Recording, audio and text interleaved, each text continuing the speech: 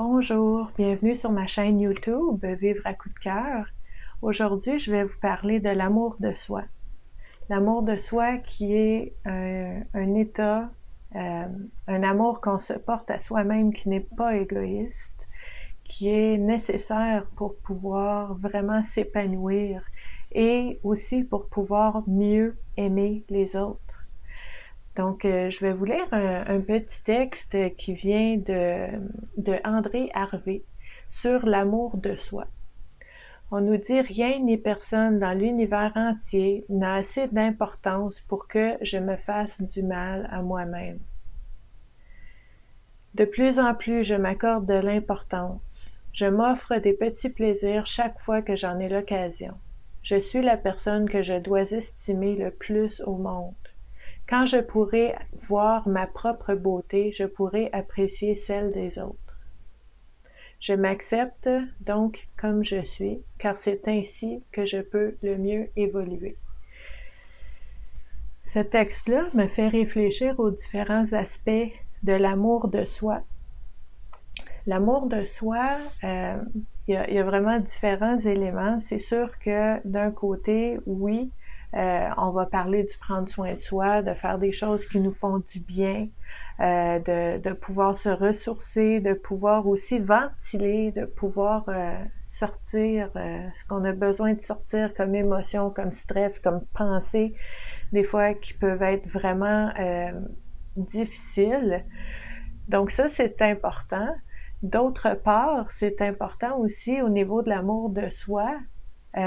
C'est pas juste de voir ses qualités, c'est aussi de voir ses qualités et d'être capable de les affirmer et de les nommer et de les accepter. Mais c'est aussi de voir les choses qu'on aimerait améliorer en soi. Peut-être des aspects de nous dont on n'est pas très fier et d'arriver à s'aimer avec tout ça. Parce que on n'est pas juste une partie de soi-même, on est un tout. Puis l'amour de soi, ça inclut aimer toutes les parties de soi, même celles qui sont pas exactement comme on aimerait en ce moment.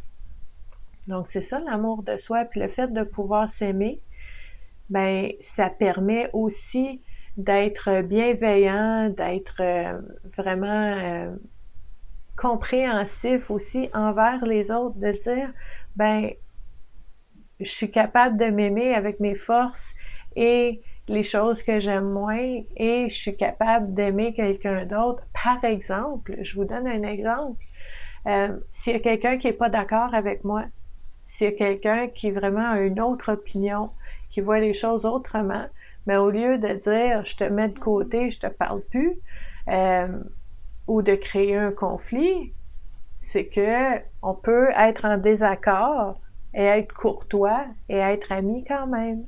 On peut être en conflit avec quelqu'un qui peut-être a fait quelque chose qui nous a blessés, puis qu'on vit des émotions, on va les accepter, on va vraiment expérimenter cette situation-là complètement et savoir que je n'aime pas, je n'approuve pas, je veux pas accepter ce comportement-là, mais toi, je t'aime. On est capable de faire ça. On est capable de ne pas aimer un comportement, mais quand même de ne pas détester une personne. Donc, l'amour de soi, c'est un petit peu comment je dirais, le coup de pratique, hein, pour dire, ben, si je suis capable de le faire pour moi-même, de m'aimer dans les moments où est-ce que, ouais, c'était pas fort ça, j'aurais pu faire mieux, je suis pas très fière de moi, et je m'aime quand même, mais je vais être capable aussi, dans mes relations, d'être peut-être éventuellement en conflit avec quelqu'un et de l'aimer pareil. J'aime pas ton comportement, mais je t'aime encore. Ça fait du bien de se faire dire ça dans des situations de conflit. Ça arrive des fois. Ça peut être rassurant. Donc, on dit, OK, j'ai fait quelque chose qui l'a fait réagir. Je réalise que j'ai probablement touché à quelque chose de sensible, de vulnérable dans cette personne-là. peut-être que je m'en excuse, peut-être pas. Ça dépend aussi des intentions de chacun, puis comment ça a été fait.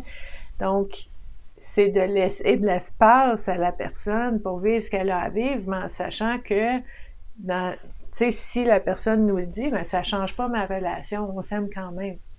On a le droit de pas toujours être content un envers l'autre et de s'aimer quand même, c'est possible.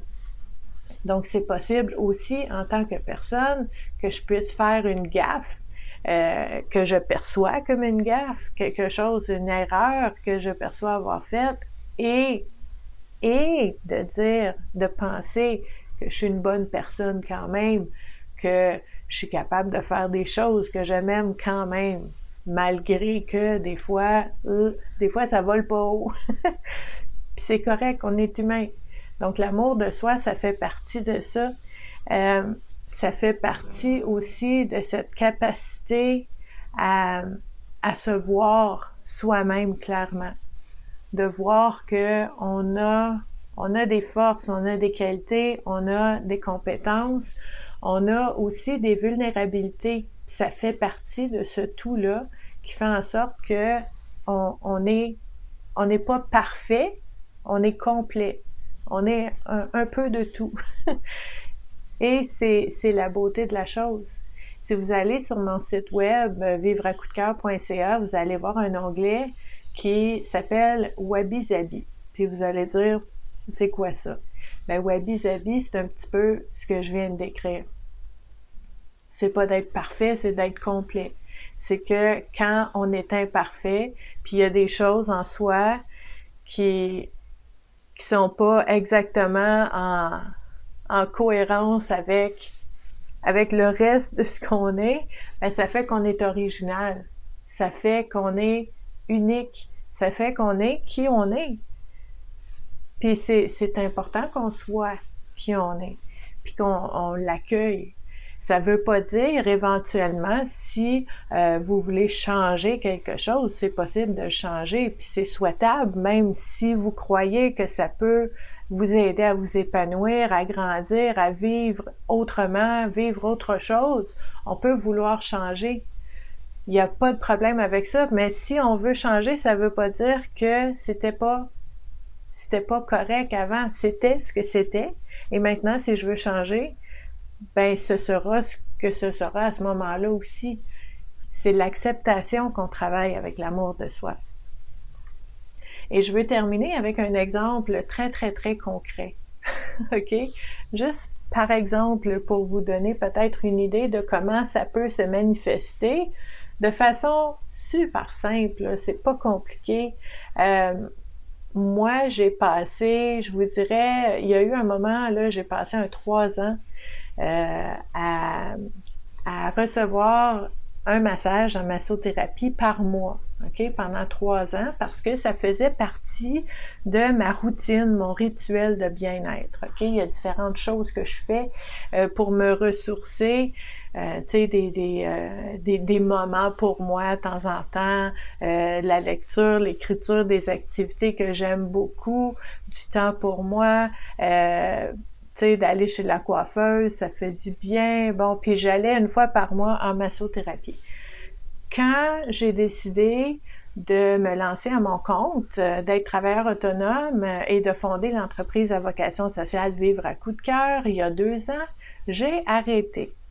J'ai arrêté les massages à tous les mois parce que je savais que je me lançais comme travailleur autonome, puis que tu sais, fallait travailler fort, oui, puis je voulais être prudente avec les sous, hein.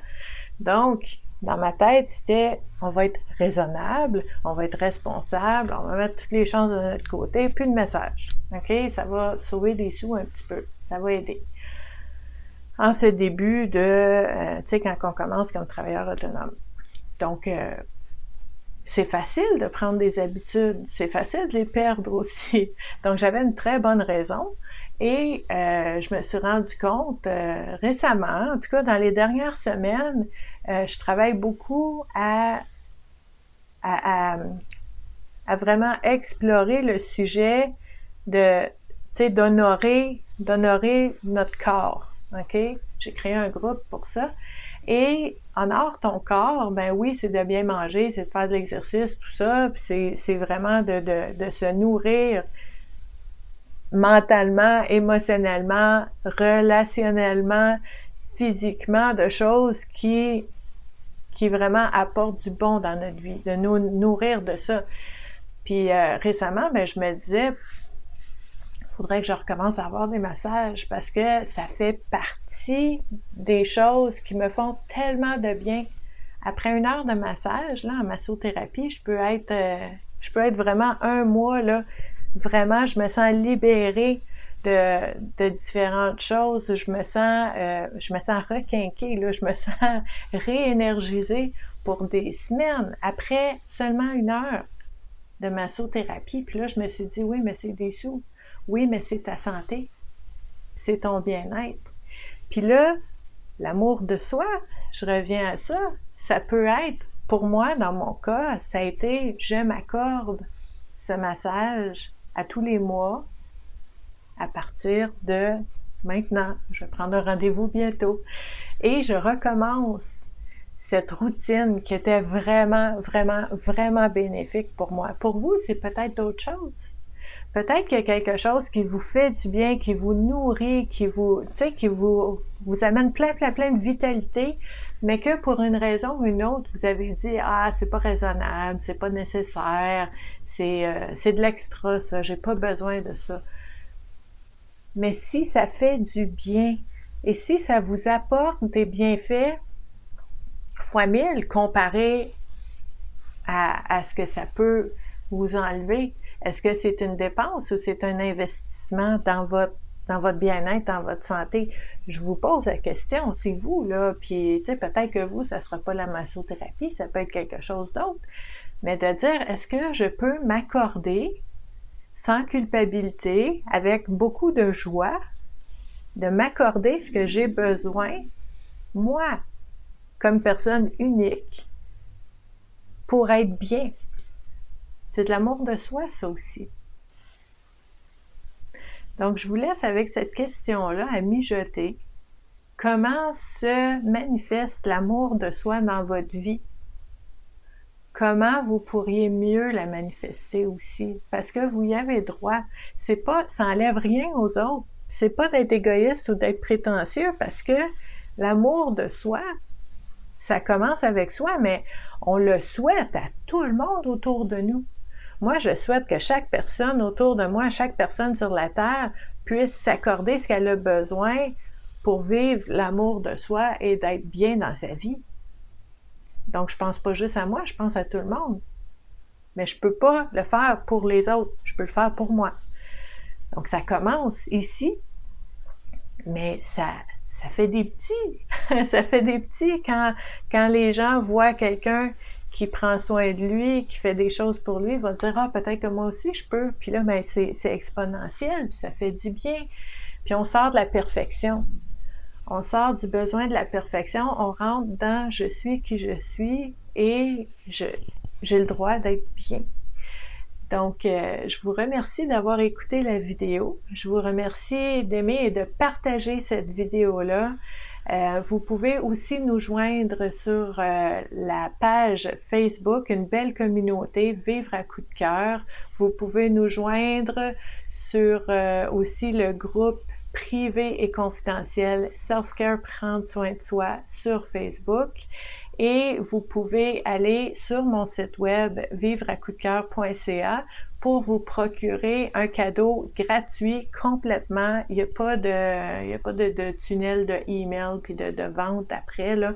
Je vous envoie un livre qui s'appelle Ma trousse de secours pour pouvoir vous aider à aller chercher un bien-être à portée de la main au quotidien, un guide de 32 pages gratuit. Et je vous envoie ça par courriel. Je vous invite aussi à me laisser des messages sous la vidéo, des commentaires, des suggestions, des réflexions.